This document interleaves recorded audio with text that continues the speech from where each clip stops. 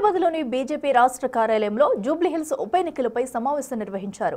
సమావేశంలో రాష్ట్ర అధ్యక్షుడు రామచంద్రరావు, కేంద్ర మంత్రి కిషన్ రెడ్డిలు పాల్గొన్నారు. జూబ్లీహిల్స్లో మజ్లిస్కు బీజేపీకి మధ్యనే పోటీ ఉందన్నారు రామచందర్. మజ్లిస్ను ఆపాలి అంటే బీజేపీని గెలిపించాలని కోరారు. బీజేపీపై జూబ్లీహిల్స్ ప్రజలు నమ్మకంతో ఉన్నారని చెప్పారు. రాబోయే ఎన్నికలలో బీజేపీ ప్రత్యామ్నాయం అనేదానికి జూబ్లీహిల్స్ గెలుపు నాంది కావాలన్నారు. జూబ్లీహిల్స్ కు బీఆర్ఎస్, కాంగ్రెస్ పార్టీలు చేసింది ఏమీ లేదని కామెంట్ చేశారు.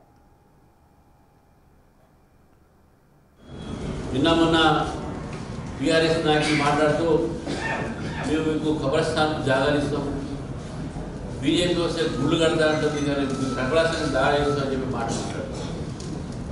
మరి కాంగ్రెస్ పార్టీ వాళ్ళు మీ క్యాండిడేట్ గతంలో ఉన్న క్యాండిడేట్ ఇప్పుడు పెట్టి మీరు మాకే ఓటేయండి అని చెప్పి వాళ్ళు మజ్లిస్ పార్టీ వాళ్ళ ప్రచారం కూడా అసెంబ్లీలో వస్తుంది.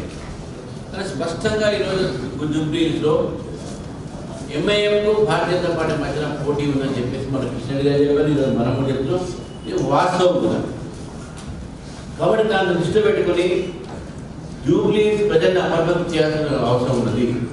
ఆ అపరిమితం ఏంటంటే మీరు వేరే పార్టీలకు ఓట్లు వేసి మీరు బీజేపీని రాజకీయం చేస్తే మజ్లిస్ పార్టీకి ఇప్పుడు 7 సీట్లు నుంచి 8 సీట్లు అయింది.